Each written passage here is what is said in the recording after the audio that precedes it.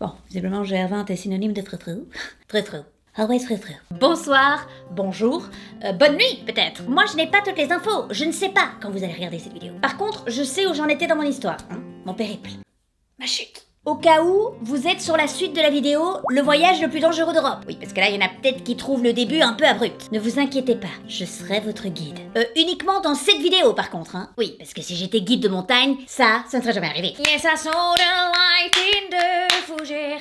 Oh, Mary. Après, si on a certains qui veulent m'accompagner un jour, on peut s'arranger. Mais vous signez une décharge, par contre, hein. Vous allez pas m'emmerder. Très bien, donc entamons cette vidéo. Vous le permettez, je me remets un petit peu dans l'énergie de la randonnée. GR20. Oh, ok. Très bien. Allez, on y va. Ouais, c'était peut-être pas la meilleure idée. Et évidemment, parce que c'est toujours sympa de le rappeler, abonnez-vous les gars. Nous sommes le matin du jour 4, qui a été un jour un petit peu spécial pour nous. En effet, il faut savoir qu'en termes d'organisation, on avait réservé à l'avance tous les refuges, sauf un qui était complet, qui était le refuge d'Utshulu, et qui était donc normalement le refuge du jour 4. Plan B, on avait une option qui était de quitter le GR20 pour arriver à Cozzano, où on avait réservé une auberge, et le lendemain de rejoindre le GR20. Ne quittez jamais le GR20, sous aucun prétexte.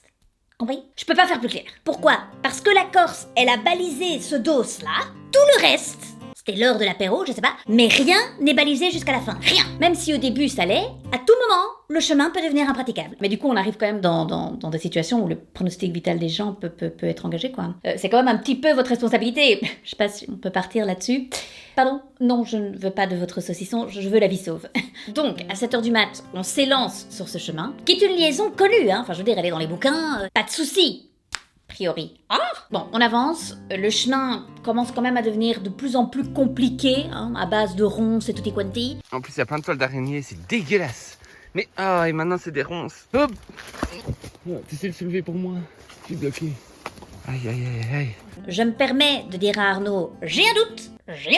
Arnaud regarde les applications qui nous traquent hors ligne pour trouver un autre itinéraire. Ça aussi, c'est un essentiel, hein. Ne partez pas sans les applications hors ligne. En fait, pour bien faire aussi, si vous pouvez, partez avec Arnaud. Oui, franchement, le gars a un sens de l'orientation proche de celui de Mike Horn, donc ça peut aider. Où on en est ? On a rejoint un autre chemin un peu plus praticable qui techniquement doit nous amener jusqu'à Cozzano.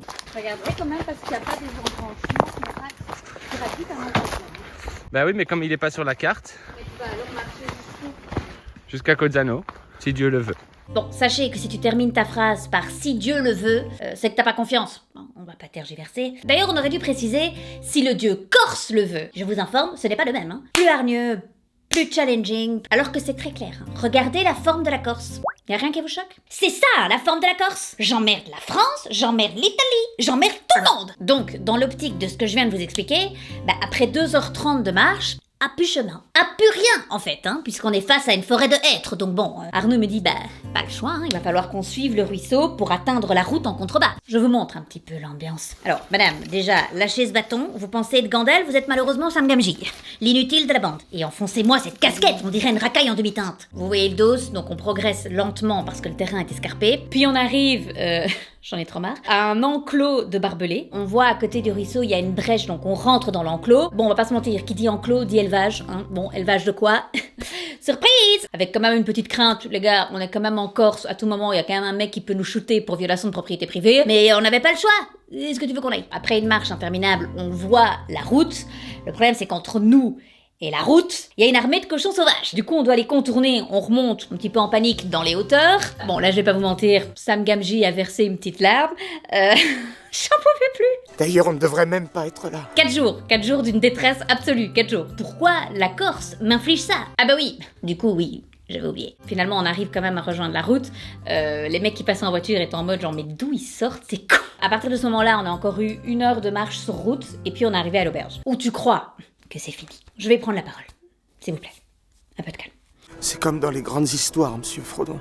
Celles où il y avait danger et ténèbres. Parfois, on ne voulait pas connaître la fin, car elle ne pouvait pas être heureuse.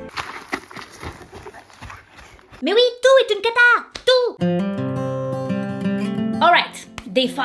It's time to go up again. De Cozzano, on va remonter vers le refuge de Prati. Et Cozzano, il est à 700 mètres. Allez, c'est chouette. Donc pour atteindre Prati... Prat. Pardon? On dit Prat. Mais ça s'écrit Prati. Oui, mais les Corses disent Prat. Mais pourquoi ils ont mis un i si c'est pour pas le prononcer? Par exemple, moi je m'appelle Elena. Hélène, c'est très sympa, mais c'est pas mon nom. Ils avaient le choix de pas mettre le i. Et si tu le mets, tu le prononces. Faut que tu revoies tes bases en Corse. Comment ça se dit ça? Ucholo.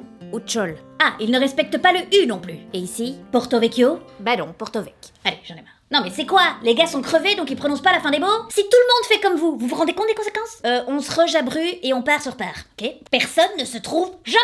On revient à la montée vers Prat, du coup. Difficile. Difficile. Mais la récompense vaut le détour. Et le camp à Prat est vraiment très beau aussi. Et évidemment, je ne vous l'apprends plus, encore des nouveaux potes. Et franchement, après 5 jours aussi intenses, tout ce qu'on avait besoin, c'était une bonne nuit de sommeil, quoi. Et là, perché sur les sommets, on se croyait en sécurité quelque part. Rien de dangereux ne pouvait nous arriver. Franchement.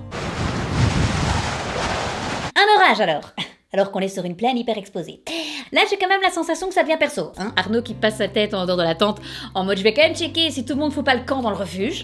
Il voit quand même des mecs en bout de vie parce que leur tente s'est envolée et ils essaient de la refixer dans le sol. Toi, même si t'es dans ta tente, t'essayes de te rappeler la position pour survivre à la foudre parce que t'as la sensation que ça peut potentiellement tomber sur ta gueule. Sauf que je ne sais pas si vous la connaissez, mais cette position est intenable plus de 12 secondes. Ça aurait été plus simple de dire la foudre, mais y a pas de solution. Je peux savoir ce que tu fais? Je limite le contact de mes pieds avec le sol. Mais oui, mais si ça, c'est si t'as pas d'isolant à portée de main. Là, t'as un sac à dos, donc tu te mets dessus, pieds serrés, bras autour des genoux. Ah bah voilà! Oui, enfin, dans les deux cas, tu perds quand même ta dignité. Et tu passes une nuit de merde. Bon, autant vous dire qu'on a dormi 24 minutes, c'est peu. C'est corse. Alors, ces 2 jours-là, je vais les grouper. Le jour 6 était une étape pas très difficile, mais longue. Très longue, hein, surtout quand t'es en nuit blanche. Il se terminait bien évidemment par la classique petite purgeasse de faim avec un dénivelé improbable. Mais bon, on n'en est plus là, hein, on n'en est plus là. D'ailleurs, en parlant d'on n'en est plus là, je vous l'ai pas dit, mais le premier jour, je me suis fait 2 énormes cloches en dessous de mes 2 gros orteils. Bon, par contre, si vous mangez, détournez le regard. Et je dois dire que ce jour-là, je les sentais un peu plus que d'habitude. A delight. A fantastic delight. Le jour 7.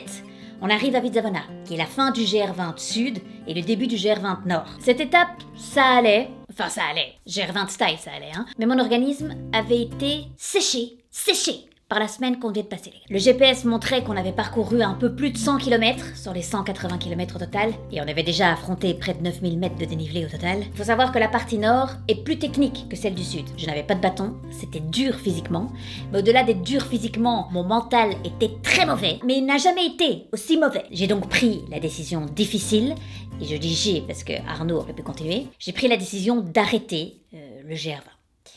Voilà, c'est la fin de la vidéo. Allez, ciao! Je vais expliquer. Bon, je suis sur le point de vous expliquer mon échec. Merde, épaulez-moi, soyez réconfortants.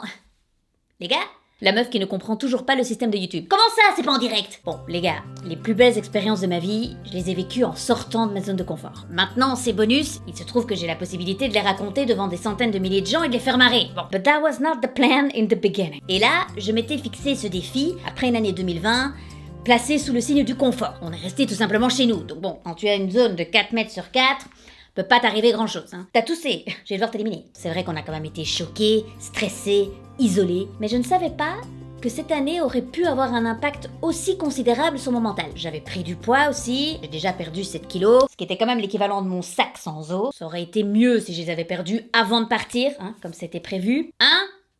Elle a raccroché. Je vais être franche, je ne me souviens pas avoir été choquée comme ça dans ma vie, et ce, dès les premières heures de cette randonnée. Et puis, j'imagine que vous allez pouvoir vous identifier à ce que je vais dire. Il y a quelque chose de très commun quand tu veux réaliser un projet qui sort un petit peu des sentiers battus. Il y a des gens, souvent proches de toi d'ailleurs, qui auront cette magnifique phrase « Je pense que tu ne vas pas y arriver ». Plein d'exemples dans ma vie, bon, je peux en citer quelques-uns. Tu pars en Australie mais tu reviendras jamais bilingue. Quand je veux faire Saint-Jacques-de-Compostelle, tu n'as pas assez d'expérience en rando. Well, you know, I prove them wrong. Every fucking time. Et oui, je suis l'incarnation de la maladresse. Je suis un peu précieuse, parfois. Mais mon mental ne m'avait jamais lâché. Bon, la connaissant, même en rampant, elle va le terminer. Hein. Son trek, ça c'est... I will, Maddie. Avec son égo... I will! Calmez-vous.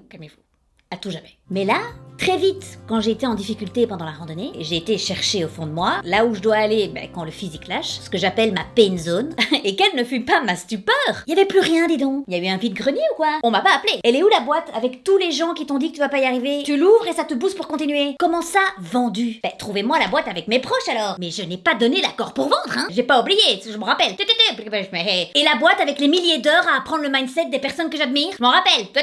Et Mike Horn, Kylian Jornet, James Dean. Oui, bon, rien à voir. J'ai eu des hallucinations. Faites preuve de compassion, ça va? I was empty inside. Plus dans cette randonnée, moi j'avais Arnaud devant moi, hein. Je l'avais embarqué dans cette histoire. And I couldn't do it. Oh, come on! Ben voilà, typiquement, cette personne n'est pas venue avec pendant mon voyage. Je regardais chaque montée en me disant c'est trop dur. Chaque pas était plus dur que le précédent. J'avais peur. Après, c'est vrai que vu le premier jour, ça n'a pas beaucoup aidé. Mais vous savez quoi? Après réflexion, j'avais besoin de ce choc. Je dis bien après réflexion, hein. Oui, parce que les gens qui me connaissent, sur le moment, j'étais pas ravie. Oh non, tu penses être Aragorn, tu finis en Sam Gamgee, tu processes pas tout de suite. Comment ça, pas Aragorn? Legolas alors? Legolas? Pérégrine Took? Déconnez pas.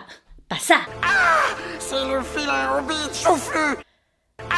That was a slap in the face. Ce moment où tu réalises que physiquement, tu ne peux pas continuer comme ça, et me rendre compte que je n'étais plus préparée à rentrer dans cette pain zone. Là, mon mental, il me disait clairement, mais pourquoi on s'inflige ça? Ben pour se dépasser. Ah non, j'aime plus ça. Ah c'est ça, mais fait comment? Le Covid, le changement climatique, on va juste profiter. Hein? Qu'est-ce que t'en penses? Non? Si. Non? Bah si! Et Dieu sait que l'univers est toujours à mes côtés, il me lâche pas. Lui aussi, il a essayé de me mettre des boîtes sur le chemin. Le deuxième jour, je croise une abonnée qui me dit « Ah mais franchement, c'est grâce à toi si je fais le GR, j'ai vu ta vidéo sur Saint-Jacques, franchement t'es hyper inspirante. » T'es toujours vide?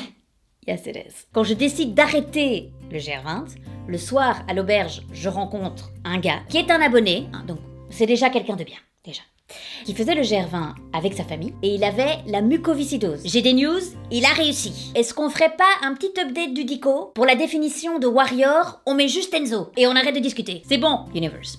J'ai compris le message. De toute façon, j'en étais déjà convaincu avant, mais une personne en bonne condition physique à 33 ans doit être capable de faire le GR20. Les chasseurs-cueilleurs marchaient 20 000 pas par jour, nous on en marche 2, stop. Après avoir arrêté le GR20, on a continué à faire une semaine sportive. On a d'ailleurs rejoint des points du GR20 Nord comme les lacs d'altitude Mélo, etc. Puis on a eu une petite semaine tranquille à Porto Vecchio. And when I came back here, elle m'attendait. Enfin, elle m'attendait dans mon cerveau. Je vais illustrer ce qui s'est passé, ce sera plus simple.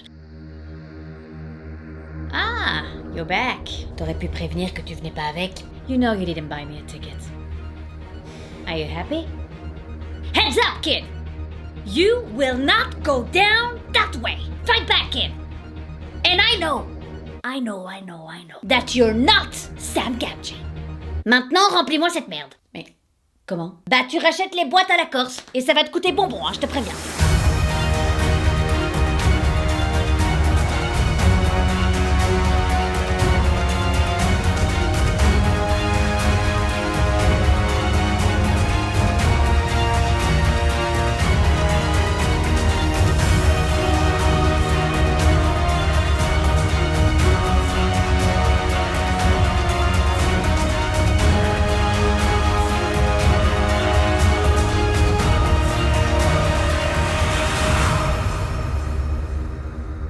My life is a movie, ok?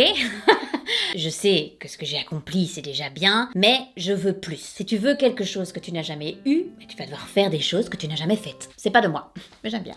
Une de mes athlètes préférées, qui est la meilleure ultra-runneuse de la planète. Une personnalité hors du commun, en plus. Elle calcule rien, elle bouffe des pancakes en plein milieu de sa course, enfin ça n'a aucun sens. Et elle dit que sa pain cave, c'est comme ça que elle appelle sa zone, elle dit que cette zone, vraiment, elle la fuyait. Elle essayait de la maintenir le plus loin possible d'elle. Maintenant, dès qu'elle arrive dans cette pain zone, elle se dit « Ah yes, maintenant, c'est le vrai travail qui va pouvoir commencer. » Parce que c'est dans cette zone-là qu'elle progresse vraiment. Le mindset a switché. Je vous le dis, remplissez votre pain zone. Ne refusez pas ces moments. En tout cas, c'est la leçon que moi j'ai apprise pendant ce GR20. C'est aussi pour ça que j'aime marcher, parce que chaque pas te construit ou te déconstruit, ici en l'occurrence, mais pendant le chemin, il y a du changement qui se fait. J'espère que le récit de mon expérience vous a plu. Je vous attends en commentaire pour en discuter. On se revoit le 29 août pour la rentrée des Ce qu'on vous a jamais dit. À très vite. Ciao.